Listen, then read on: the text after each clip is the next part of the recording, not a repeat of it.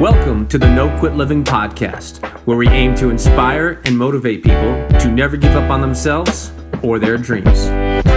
We will chat with highly successful people from all walks of life and discuss what motivates and drives them to successfully attack life head on and never give up.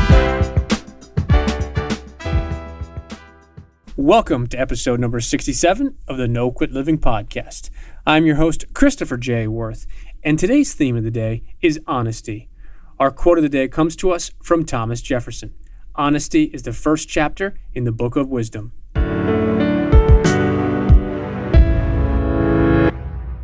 I'm excited to bring you today's episode, as our guest's honesty is very refreshing. From his initial answer throughout the entirety of today's podcast, I think you will enjoy hearing from him. As a successful podcaster, blogger, speaker, and writer, his creativity and success speaks for itself. It is my honor to introduce Mitch Joel. Mitch, I'd like to welcome you to the No Quit Living podcast. Thanks for having me, Chris. First question we ask everybody is, are you ready to make it happen today? I guess the standard answer is hell yeah, I'm fired up and ready to go. And I think that the honest answer would be I'm not sure today. You know what? I would like to just commend you because you are the first person I think that 100% answered that question honestly. So kudos to you for that. Right. Sorry to let down everybody in the audience who's feeling the same way and sort of coming here to be amped up and amplified. I just don't think that, that sort of hell yes, I'm ready to take on the day is an emotion that's sustainable and you can feel it every day. And I happen to be in a phase in my life where some days yes, some days no. Well, I commend you again for that aspect because that is what life is all about. And that's really the premise behind the No Quit Living show. So the one thing we'd like to do is we'd like to motivate and inspire our listeners to never give up on themselves or their dreams. So I was curious, Mitch, if you had either a personal story about perseverance or perhaps a challenging time that tested you, but you kept on going and didn't quit. I don't know about you. I have 3 young kids, and every single day is exactly that with them. Every single day, from gender to age to challenges to the relationship with my spouse is constantly, new challenges, new things, and you persevere because hopefully other people who are listening to this feel as I do about the power and value of the family unit, and that, when I got married, I didn't marry the woman who I was dating and engaged to. I was marrying a person who was going to change and evolve as I change and evolve, with seasons and attitudes and changes in jobs and opportunities, and kids, especially I've got 3 young ones.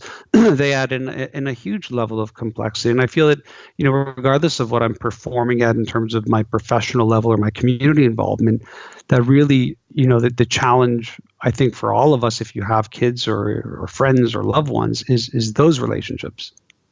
I think that's very interesting that you bring that up because that's one of the things we often talk about on our show is persevering in life. And I think a lot of times in the media world, people see the best of the best. And to your answer earlier, my second question which is not the hell yes answer, but you're not sure today, is I think people don't understand fully that life changes. And I myself have 3 young kids, so I can tell you I definitely know some of those challenges. I have a boy, girl, boy, and it's pretty exciting, but it's also, there's no book that tells it all. There's some books about suggestions and what you do, but I'll tell you, I've read a lot of different books about parenting and kids, and it's very different. So I 100% understand those challenges as far as what you're going through.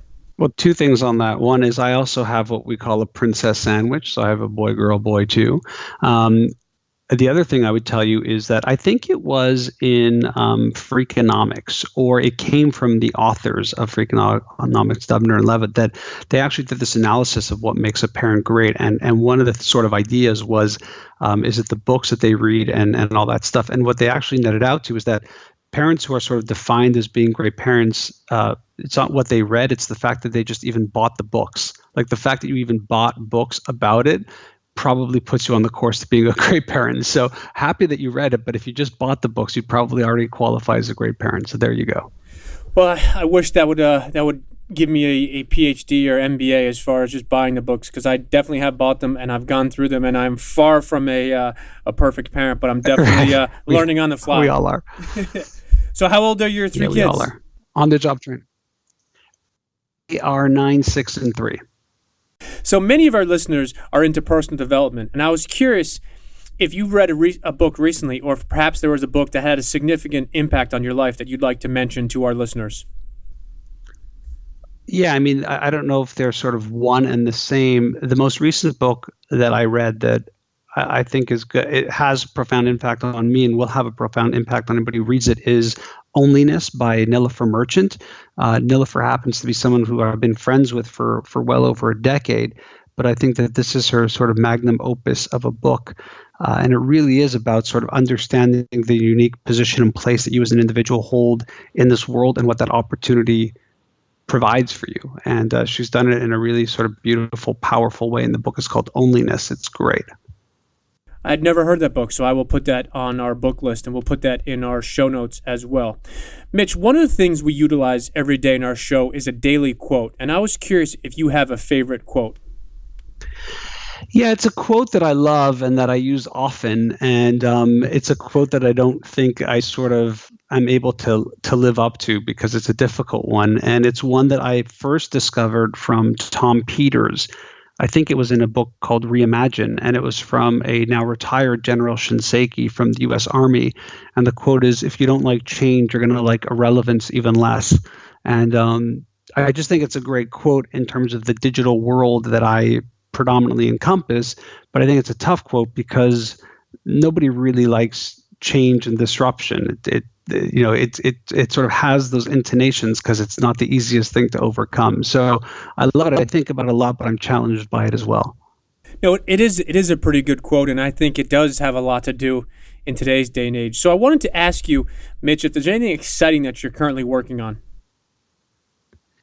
The easiest thing to do for me is to head over to mitchjoel.com. I publish and create a lot of content, whether it's my weekly podcast or writing a lot of articles or posting audio that I do. And I sort of use that as my central sort of hub and catch-all for all those things. But it's also hard to sort of pinpoint what's the one thing I'm working on. I'm always working on a lot of things at once. It's quite a job being present here at Mirum. It's quite a job to publish on the schedule I publish on. So I'm constantly putting ideas and stuff out there, and hope people can join me there and connect. Would you mind telling us a little bit about Mirum? Yeah. So I started with 3 other business partners, a digital marketing agency up here in Canada in 2000. I actually joined the company in 2002 only. And we grew it to be the largest independent digital marketing agency in Canada, or one of them, that we sold about 4 years ago to WPP, which is one of the largest advertising communication companies in the world. It's a public organization.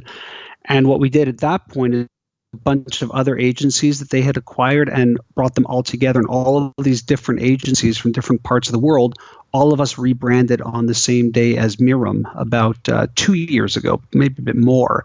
And now Mirum is 2,800 people in close to 30 countries. And it really is a global digital marketing agency where we do everything from build robust experiences, e-commerce platforms, applications for brands, to digital marketing and beyond. That's interesting. And I just went to your website now, and it is pretty interesting. There's a lot of information on there, so I would definitely recommend that to our listeners as well. One of the things we talk about often is the word mentors. And I was curious if you've had a significant mentor in your life, or perhaps you've also mentored others as well. Yeah, I recognize the word. I know what it infers and I know what it means. I would say that I have been less successful with formal mentoring and much more successful with informal mentoring. And, the path of going from where I was to where I am today is littered with what I would consider to be mentors for me, both living and dead. A lot of my mentors are authors that I never met, but they're people whose work deeply impacted how I think, how I operate, how I want to be. Some of those authors have, in the sort of magic of my life and public speaking and creating content, have become peers, and some have become friends, and some have become more than friends where I can sort of lean on their shoulders. And conversely, I've always been a big believer in community and giving back. And I've worked over 20 years of helping entrepreneurs or individual business professionals almost be a horse whisperer, if you were, to them. And I typically don't drop names on either side because, again, it's not this sort of formal relationship that I would feel comfortable going, this person was a mentor to me, or I menteed one of these people. But it definitely has brought to me a very fortunate lifestyle where I get to interact and intersect with some super interesting and smart individuals all over the world. You bring up something that I find to be fascinating is the both official and unofficial word mentor. And I think so many people look at mentor and mentoring and it needs to be official or a capacity where you're mentoring me or I'm mentoring you. But I think you brought up a really interesting point is that you can find mentors in different ways. And I personally have a ton of mentors that I've never met and in some cases will never meet because they've passed many, many years ago. But I think in today's day and age with technology, there's so many opportunities to connect with people and to follow people, whether it's their work, whether it's their video, their content. So I'm glad that you mentioned that because I think that is a specific thing that a lot of our listeners could take away from. Well, I've had, one interaction I had with a young individual who I became friends with or introduced to when they were just finishing up their degree in college and very much helping them with the online world and what they were trying to do as an entrepreneur. That individual has gone on, and they're significantly younger than I am, to build a multi-billion-dollar public company. And I feel like while they would see me as their mentor, I definitely see them as my mentor, and the roles reversed in just the sort of nature of how life and things play out. The other sort of story to add on to that is that I run a private Facebook group for nonfiction writers, which has several hundred pretty amazing people in there. And they're, as much as they might feel like I'm mentoring them, I feel like they're mentoring me. And similarly, that group was created because another individual had created a private Facebook group for public speakers. And I do a lot of that. I do 40 to 50 public speaking events a year, and it can be really lonely. You're out on stage is great, and you get the accolades, but a lot of the day is spent alone in an airport, on the road, in a hotel, who knows where. And that group has provided me with such a heightened level of mentorship. Whereas I think if you asked people in that group, they would say, oh, because Mitch has been speaking for over 10 years, he provides so much mentoring to us. And I feel like it's not just the sort of alive and dead acknowledging or not acknowledging the formality of it, but that it is a great relationship like that is a two-way street. No, I couldn't agree more. And I think your reference to that younger gentleman that's built a multi-billion-dollar public company as well as those two private Facebook pages, I think that really talks about not only your character and who you are, but I think it also talks about the ability in today's day and age is you can connect with so many different people in so many different ways. Yeah, and that's what makes, people say to me, oh, you're really I think they equate success with like the fact that maybe I had an exit on my business, and I don't. I equate my success with the power and strength of my network. Jeffrey Gitomer, who wrote the Sales Bible, is infamous for saying, your net worth is your network, or your network is your net worth. And I genuinely believe that. I don't look at how much money I'm collecting or how many employees or the clients we have. I'm looking at who I'm collecting as people I can really connect with.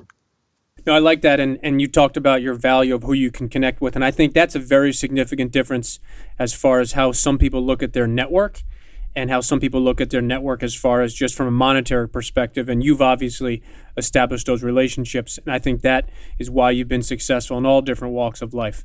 So I wanted to ask you a little bit different question. If you could go back and give the 20-year-old version of yourself one piece of advice, what would that be?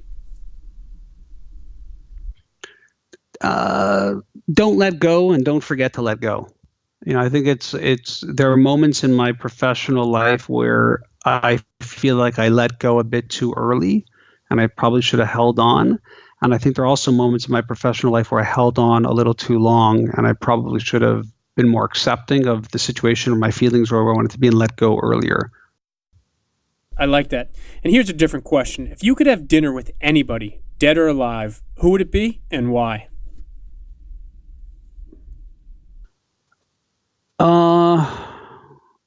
There's two sides. One side wants to say Howard Stern because I just really love the way he engages in conversation and how he thinks on his feet and how he can very naturally take you into different places and have you say things you may not have wanted to say. And I've always appreciated not the sort of crass, crazy stuff. I just really love how he sees psychology, meditation, conversation. And then another part of me would love to sit down with someone like a Charlie Rose. And again, probably just another great conversationalist. I feel like if I have any sort of aspirations or copycat syndromes, it's when I'm creating my own conversations is I tend to sort of want to imbue the way they think and operate. And I'm very fascinated with how they think. No, I think those are two very, very different individuals, but I think would be a very, very interesting dinner with each of them because I think you can learn from everybody. And I've been very fortunate to have watched a lot of Charlie Rose's interviews, and I think what he does and what he can do in an interview is mind-blowing. And Howard Stern obviously is one of those unique individuals, and I think that would be quite a dinner. I don't know if the three of you would have a good dinner together, all three of you. I think you might want to have a one-on-one with each of them individually. I'll take what I can get. How's that? So here's a question for you. What has been your biggest accomplishment by your definition?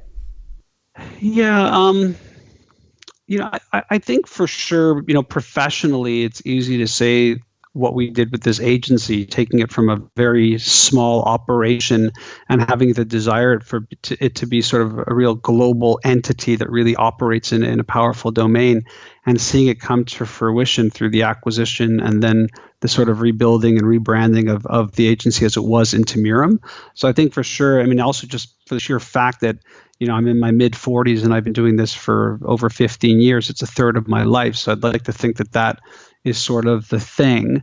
But that is very much overshadowed, I think, by, and I'm sure you would agree, just by the sort of family structure and having kids and stuff like that. For me is still, I'd give up everything for just that. I definitely could not agree more at that. My three kids are the most important thing in my life. And I think, as you mentioned earlier, it's on-the-go training. And I'd be lying if I said any day resembles the next because you never know where you're going. And I think that's the challenges of parenting. Yeah, you live with regret and happiness at the same time. It's crazy. Now, here's maybe an interesting question, or might be a tough question. If you could do one thing tomorrow and you know that there was no chance that you'd ever fail, what would that be? Yeah, that's a really tough question for this moment where I find myself, because I've guided my life professionally since I was 15 by these sort of dreams of what I wanted to do, and I've had a very diverse professional background. And I feel like when you ask that question, I've been very fortunate, and I sort of live in that thankfulness that I'm able to do what I do. And it sounds lame, but I just want to keep being able to do what I do at a high level. That would be the thing, is really not just the fact that I'm doing it now, but the fact that I'm able to sustain and thrive in the space that I am as you age and get older and life changes. To me, that would be it. I don't think that's lame at all. I think that's actually a great answer. And it's something, if I was asked, I would probably have answered that relatively to the same way. I don't live in a world where I have those professional, if I'd only started that business or if I'd only pursued that dream, I did that. And I'm very fortunate that it worked out in terms of my own definition of it. So I sort of just want to keep this thing running. No, I like that. And I can tell you, definitely keep it running because you've already had some huge success, and I know that you're only going to get better and better. I appreciate that. I wanted to ask you before we let you go, is there any parting words you'd like to share with our listeners? I believe that we live in a culture now where we're so connected, and there's a lot of this sort of hustle, side hustle, crush it, go for it. And I think those messages are actually really good. And there are a lot of people who are sort of dumping on those messages a lot lately, and individuals who talk about those. I think they're good. I think the truth of what happens when you apply yourself to something is that you gain a lot of experience, sometimes very fast, but usually very slowly over time. And experiences aren't positive or negative. And I think that that's somewhat missing from the lexicon of the language we use in business today. That I look at this sort of 15 plus years that we've been doing this, and I think that the greatest achievement of it is the experience I've gathered from being here, from good times, bad times, to winning clients, losing clients, to winning pitches, to losing pitches, to having tragedies in my own life and other people's lives, to being a part of it. That I think is sometimes missed when you're in that sort of constantly looking out for yourself, running for yourself, and then never really planting deep roots somewhere. And again, when I mentor or coach or ad hoc grab coffees with younger people, I feel like they're just constantly looking to that next level of stage in their life, title or their own business, that they're sometimes missing the magic of what happens when you really dig in at one place and stick to it. No, I like that, and I think that's possibly something with technology today is sometimes you miss what you're actually in the moment you're in, so I really appreciate you sharing that with us. And last question, I promise it's the easiest one, Mitch. What's the best way for our listeners to connect or follow you? Yeah, the best thing is head over to mitchjoel.com. If you're on any of the major spaces, whether it's Facebook, LinkedIn, Twitter, Medium, I'm usually just Mitch Joel, one word. And I'm always happy to connect. I mean, my whole thing is to think, see, experience, and share. And I just want people along for that journey if they're interested. I like that. Think, see, experience, and share. Mitch, I cannot thank you enough for not only your time as well as your insight. And I hopefully look forward to speaking with you soon. Thanks so much, Chris. To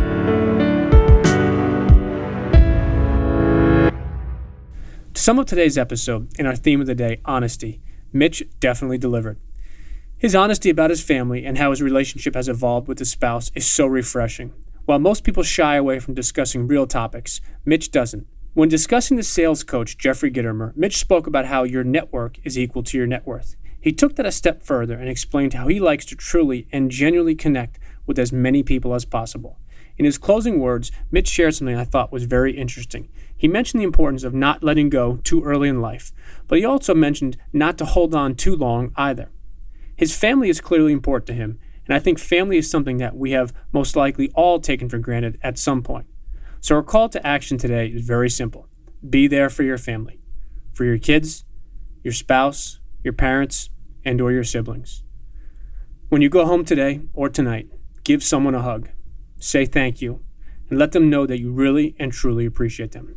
Put your family first and go for your greatness. And lastly, to our listeners, thank you. We truly appreciate your time, and we hope our episodes inspire you to keep on attacking life and never giving up. To quote Dr. Norman Vincent Peale, it's always too early to quit.